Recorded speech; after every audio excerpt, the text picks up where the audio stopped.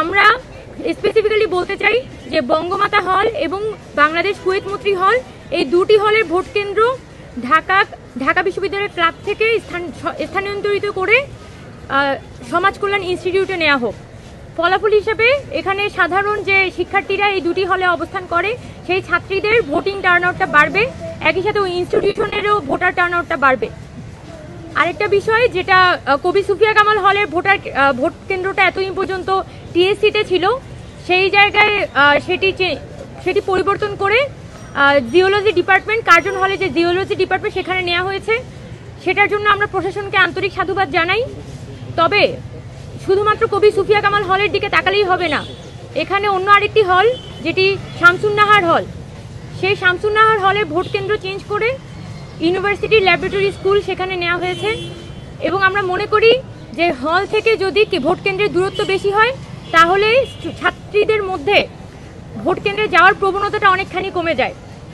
তাই আমরা আশা করি যে শামসুন্নাহার হলের পাশে যে পরমাণু শক্তি কমিশনের ভবনটি আছে সেখানে যাতে শামসুন্নাহার হলে ভোট কেন্দ্রটি স্থানান্তর করা হয় এবং সেটার জন্য কর্তৃপক্ষের সাথে পরমাণু শক্তি কমিশনের যে ধরনের আলাপচারিতা প্রয়োজন, যে ধরনের ডিলিংসে যাওয়ার প্রয়োজন, আমরা আশা করব যে প্রশাসন এই ডাকসু নির্বাচনের স্বার্থে, শিক্ষার্থীদের স্বার্থে এই শামসুন্নাহার হলে ভোট কেন্দ্রটি পরমাণু শক্তি কমিশনে স্থানান্তরিত করবে। আরেকটি একইভাবে ছাত্রী হলে যেমন এই ধরনের সংকট আছে, আমাদের ছাত্রদের হলের মধ্যেও কিন্তু একই ধরনের ভোট কেন্দ্র থেকে হলের দূরত্ব সংক্রান্ত সংকটই রয়ে গেছে। যেমন আমাদের হল পাড়ার যে 4টি হল, সূর্য সেন, জিয়া হল, মুজিব হল এবং জসিমউদ্দিন হল, সেই 4টি হলের ভোট কেন্দ্র দেওয়া হয়েছে উদয়ন স্কুলে। সেই জায়গা থেকে আমরা বলতে চাই যে এই 4টি হলের যে ভোট কেন্দ্র সেটি হয় এটা ঢাকা বিশ্ববিদ্যালয় ক্লাব অথবা এটি এফবিএস এ স্থানান্তরিত করা হোক। এবং আমাদের পক্ষ থেকে আমরা প্রেফারেন্স দিব যে এই হল পাড়ার যে 4টি হল আছে সেখানে কিন্তু অনেক বেশি স্টুডেন্ট বসবাস করে, সেই জায়গা থেকে তাদের যাতায়াতের সুবিধার্থে এখানে এফবিএসই সবথেকে বেশি শিক্ষার্থীদের ধারণ করতে পারবে। সেই জায়গা থেকে আমাদের বিজনেস ফ্যাকাল্টি কর্তৃপক্ষের সাথে কথা বলে এই 4টি হল বা এই হল পাড়ার যে 4টি হল আছে তাদের কেন্দ্র যাতে এফবিএসে স্থানান্তরিত করা হয় সেই বিষয়ে আমাদের একটা সুপারিশ থাকবে।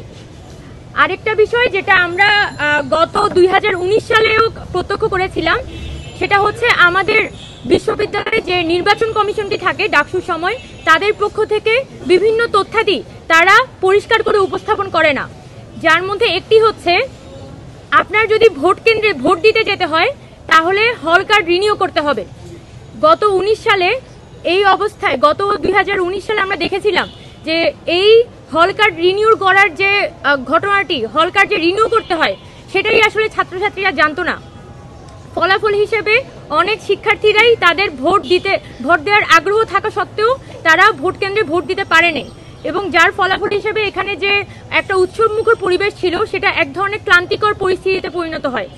সেজন্য আমরা আশা করব যে ঢাকা বিশ্ববিদ্যালয়ে সেই একই হল কার্ড রিনিউর প্রসেসের মধ্য দিয়ে ভোট দেওয়ার ব্যবস্থাটি না রেখে অন্য পদ্ধতি অবলম্বন করা হোক, যার মধ্যে আমাদের ইউনিভার্সিটির যে বিশ্ববিদ্যালয়ের নর্মাল কার্ডটি আছে, যেটা আমরা কোভিডের সময় থেকে ঢাকা বিশ্ববিদ্যালয়ের পক্ষ থেকে একটি সেন্ট্রাল আইডি কার্ড দেওয়া হয়। আমরা আশা করব যে ঢাকা বিশ্ববিদ্যালয়ের এই সেন্ট্রাল আইডি কার্ডটি ব্যবহার করেই যাতে শিক্ষার্থীরা ভোট দিতে পারে সেটা যাতে বিশ্ববিদ্যালয় কর্তৃপক্ষ এনশিওর করে। আর দ্বিতীয়ত, প্রথম বর্ষের শিক্ষার্থীরা 2024-25 বর্ষের শিক্ষার্থীরা যারা এখনো পর্যন্ত এই বিশ্ববিদ্যালয়ের সেন্ট্রাল আইডি কার্ডটি পায়নি, তাদের ক্ষেত্রে তাদের ভর্তির যে পেইন স্লিপটি আছে সেই পেইন স্লিপটি উপস্থাপন সাপেক্ষে তারা যাতে ভোট প্রদান করতে পারে সেই বিষয়ে কর্তৃপক্ষের পক্ষ থেকে ব্যবস্থা নেওয়ার জন্য আমরা আশা করছি। এক্ষেত্রে আমাদের যে উদ্দেশ্যটি সেটি ভোটারদের ক্লান্তি কমানো, ভোটারদের ভোগান্তি কমানো এবং ভোট কেন্দ্রে সর্বোচ্চ পরিমাণ ভোটার উপস্থিতি নিয়ে আসা। সেক্ষেত্রে আমরা আশা করব